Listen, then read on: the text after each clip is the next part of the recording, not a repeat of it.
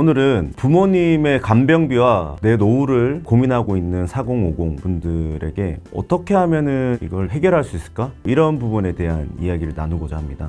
이게 현실적인 문제죠. 이제 40대 후반, 50대 초중반이 되면 정말 이게 와닿습니다. 그리고 내가 40대인데 또는 30대 후반인데 부모님이 날 늦게 나올 수 있잖아요. 그 이제 60대 후반이나 70대 부모를 둔 30대 분들도 해당되는 내용이에요. 간병비, 그냥 간병하는 비용 이렇게 생각할 수 있는데 간병비가 생각보다 엄청나게 많이 듭니다. 그러면은 뭐 예전에 드라마나 이런 데 보면 간병을 하다가 한 명이 퇴사를 하고 가족 중 누가 하나 간병을 한다든지 이런 식으로 보통 많이 하지 않습니까? 요즘 세월이 바뀌었잖아요. 그래서 시설에 모시든지 아니면 집에 간병인을 불러야 됩니다. 그리고 나서 그 간병인이 하루 종일 봐드리는 것도 아니거든요. 퇴근도 하셔야죠. 그분도 당연히.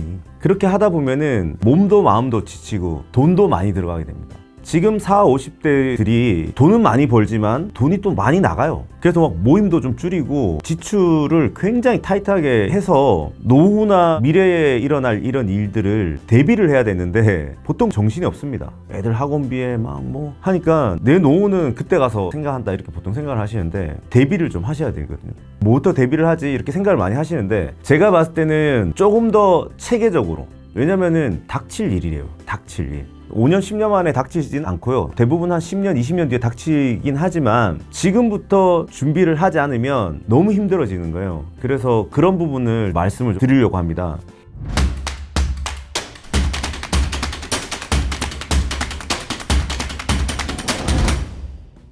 일단은 40대, 50대들이 저는 개인적으로 대한민국이라고 하는 이곳이 선진국으로 되었지 않습니까? 유엔에서 개발도상국에서 선진국으로 격상되었죠, 그죠? 뭐 유엔이 창립되고 최초의 일들인데 국가에서 치매라든지 중증 환자들 간병 관련해서 의료보험으로 지원이 많이 되거든요. 그래서 너무 크게 걱정은 안 하셔도 되는데 그것 가지고는 모자란 거죠. 그걸 제외하고도 150에서 200 가까이가 깨진다고 보시면 돼요. 그러면 지금 뭐부터 해야 되느냐? 예를 들어서 40대, 50대면은 부모님들이 60대, 70대 정도 되시거든요. 40대 초반이나 30대 분들도 마찬가지예요. 부모님이 무슨 보험을 들고 있는지 봐야 됩니다.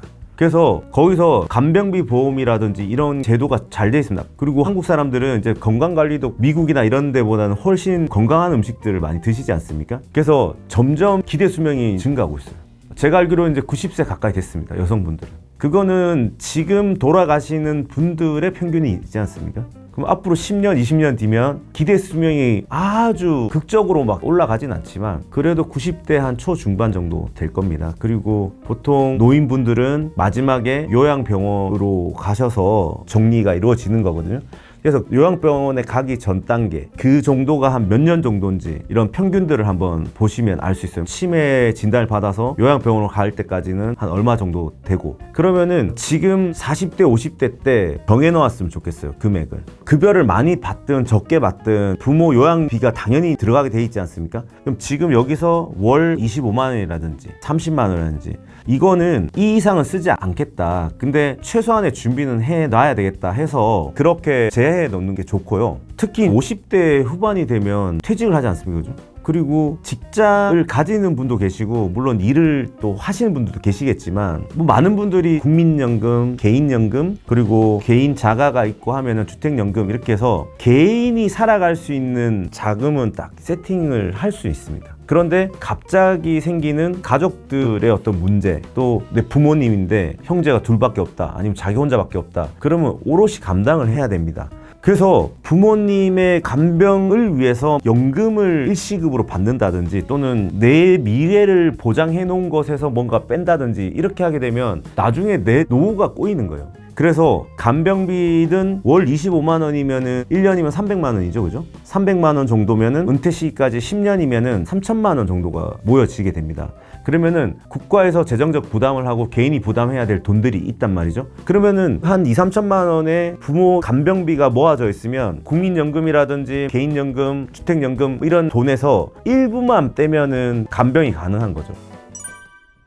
40대, 50대 분들이 지금 자신의 노후도 준비를 해야 되는 거예요. 지금 그런 이중고를 겪고 있습니다.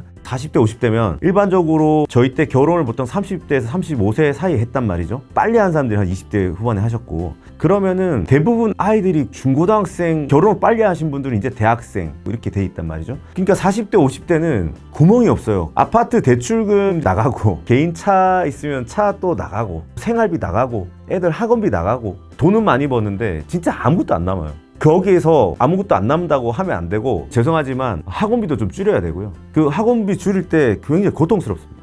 되게 가난한 사람이 되는 기분이고요. 다니던 학원 못 다니면은 자존심 얼마나 상할까. 그 와이프랑 둘이서 막 그래도 이거 보내야 되지 않나 이런 거 하는데, 방송에 나갈지 모르겠지만 그냥 타고나는 거예요.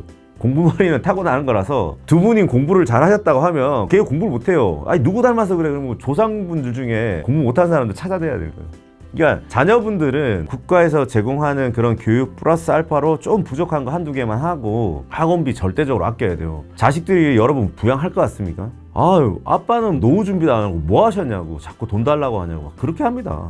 이렇게 얘기하는 사람도 애정이라도 있죠. 차단. 그러니까 나의 노후는 누가 준비해야 된다? 나의 간병비도 내가 준비해야 되는 세대예요, 저희는. 그래서 지금 내 벌이 중에서 25만 원은 부모님 간병비, 25만 원은 내 노후를 위해서. 그러니까 안 된다고 하루하루 가면 안 되고요. 지금 딱 지출 목록을 꺼내가지고 정말 탈탈 털어서 그렇게 하시는 게 좋습니다. 그렇게 대비를 하다 보면 평온한 마음이 들고요. 제가 만약에 40대 50대 초반이다, 그럼 저는 저의 간병비 보험을 들 것 같아요. 100세까지 가는 간병비 보험 이런 거 있잖아요. 그래서 꼼꼼히 따져가지고 이 보험료 나가는 거 아깝다 이렇게 생각 들 수도 있고, 이것까지 벌써 준비해야 돼 이렇게 할 수 있지만, 뭐든지 조금 더 빨리 대비하는 게 좋습니다. 그리고 현실은 냉정하거든요. 현실은 생존입니다. 그래서 여러분이 50대 후반, 60대에 맞닥뜨릴 가장 큰 이슈는 생존인 거예요. 국민연금도 65세부터 나오잖아요. 그러니까 그런 것들을 고민하면서 지금 뭐 벌이가 있고 그러면은 지금부터 준비를 하시는 게 정말 좋을 겁니다.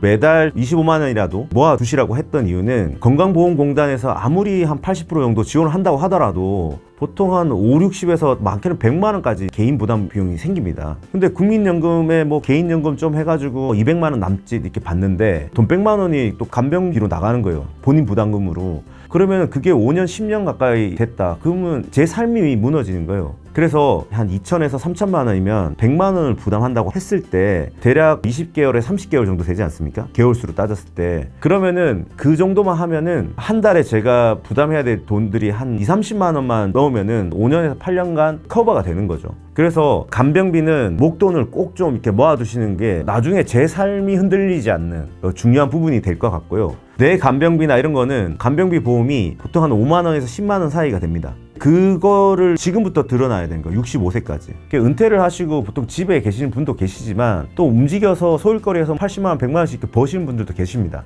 물론 그거 갖고는 안 되겠지만 55세 은퇴한다고 여러분이 그냥 집에 쉴 건 아니지 않습니까? 저희 리셋팁을 통해서 제2의 인생을 또 살아가 보셔야죠.